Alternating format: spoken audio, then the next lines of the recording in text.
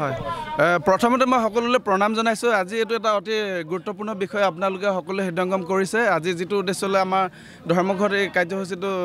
লোৱা হৈছে আপোনালোকে গম পাইছে আমাৰ তিনিখন সমিতি যৌথ উদ্যোগত আজি কাৰ্যসূচীটো লোৱা হৈছে আপোনালোকে গম পায় যে কি দ্বিতীয় বিশ্বযুদ্ধৰ সময়ৰ পৰা স্বেচ্ছাসেৱকসকলে নিজৰ মানে দেহকো তুচ্ছ জ্ঞান কৰি দেশৰ কাৰণে জাতিৰ কাৰণে কাম কৰি আহিছে আৰু সেইসকল ব্যক্তিক আজি অসম চৰকাৰে যিমান উচ্চ সন্মানৰ প্ৰশংসা কৰি উচ্চ মৰ্যাদা প্ৰদান কৰিব লাগিছিলে তাৰ বিপৰীতে আমাক মানে পুতলা পুলিচৰ দৰে ৰাখি থৈ দিছে আপোনালোকে গোটেই কথাটো নিশ্চয় দেখি আছে আৰু আপোনালোকে জানে যে কি 1947 চনত এখন গৃহৰক্ষী আইন প্ৰণয়ন কৰি পেলাই আমাক এটা ভাত্তা হিচাপত দি আজি আমাক এনেকৈ ৰাখি থৈ দিছে গতিকে এইটো এটা খুব দুখৰ বিষয় যিটো সময়ত স্বেচ্ছাই দেশ আৰু জাতিৰ কাৰণে সেৱা কৰিবলৈ আগবাঢ়িছিলে মহামাৰীৰ সময়ত আগবাঢ়ি আহিছিলে কৰোণা সময়ত মূল দাবী হ'ল আমাৰ গৃহৰক্ষীসকলৰ ন্যায্য প্ৰাপ্তি পৰা আমি যিহেতু বঞ্চিত হৈ আছোঁ গতিকে আমাৰ চাকৰিটো নিয়মীয়াকৰণ হ'ব লাগে আৰু দৰমহাটো বৃদ্ধি হ'ব লাগে আৰু আমাৰ চাকৰি ম্যাদ 55 বছৰৰ পৰা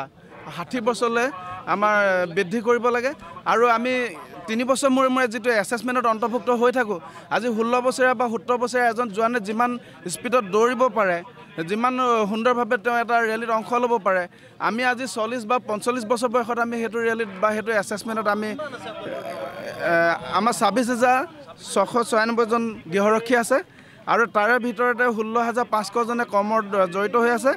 8,196 জন ব্যক্তিয়ে কৰ্ম অবিহনে থাকিব লগা এটা পৰিৱেশ সৃষ্টি হৈছে আৰু এনে এটা দুখৰ সময়ত অসম চৰকাৰ গৃহ বিভাগে যদি আকৌ 5,000 ল'ৰা নিযুক্তি কৰে তেতিয়াহ'লে 13,196 জন ব্যক্তিয়ে কাম নোহোৱাকৈ ঘৰত থাকিব লাগিব এইটো এটা খুব পৰিতাপৰ বিষয় আৰু আমি আজি এই বৃত্তিটোৰ লগত জড়িত হৈ আমাৰ গোটেই ভৱিষ্যতটো শেষ হৈ গৈছে গতিকে আমি নিবিচাৰোঁ যে অসমৰ উঠি অহা নৱপ্ৰজন্ম 5,000 ব্যক্তিয়ে যাতে এই কৰ্মটোৰ মাধ্যমে জীৱনটো শেষ কৰি পেলাব গতিকে আমি আমাৰ উঠি অহা প্ৰজন্মক আমি শেষ নকৰিবৰ বাবে আমাৰ চৰকাৰখনক অনুৰোধ জনাইছোঁ লগতে আমাৰ ন্যায্য প্ৰাপ্তি আমাক যাতে প্ৰদান কৰে আমাৰ অধিকাৰখিনিক তেওঁলোকে গুৰুত্ব সহকাৰে লয় আমি তাকে কামনা কৰিছোঁ আপুনি চাওক যিহেতু মেঘালয় হোমগাৰ্ডক আজি যথেষ্ট প্ৰাধান্য দিয়া হৈছে গোৱা হোমগাৰ্ডকো যথেষ্ট প্ৰাধান্য দিয়া হৈছে তাৰ পৰিপ্ৰেক্ষিতত অসম চৰকাৰে অসমৰ হোমগাৰ্ডক আজি একো ব্যৱস্থা কৰি দিয়া নাই আপোনালোকে লক্ষ্য কৰক যে যিহেতু আমাৰ ATPS বুলি যিটো আছিলে বাগানক হেৰি আছিলে সেইটোক মানে সংশোধন কৰি পেলাই তেওঁলোকক আইনখন সংশোধন কৰি পেলাই ASRF-লৈ কনভাৰ্ট কৰিলে ঠিক একেদৰে স্বেচ্ছাই দেশ আৰু জাতি সেৱাৰ কাৰণে আগবাঢ়ি অহা এই গৃহৰক্ষীসকলক এটা ফৌজলৈ কনভাৰ্ট কৰি দিয়া তেওঁলোকৰ আপত্তি কি নে আমি তেওঁলোকৰ দৰে আমি সেৱা আগবঢ়াব পৰা নাই নেকি তেনেতো কোনো আমি ব্যতিক্ৰম নহয় সকলো সময়তে আমি সুন্দৰভাৱে আমাৰ ভাই বন্ধুসকলে আমাৰ সতীৰ্থসকলে সুন্দৰভাৱে সেৱা আগবঢ়াই আহিছে আপোনালোকে সেইটো সদায় পৰিলক্ষিত কিন্তু এতিয়া ক্ৰমশ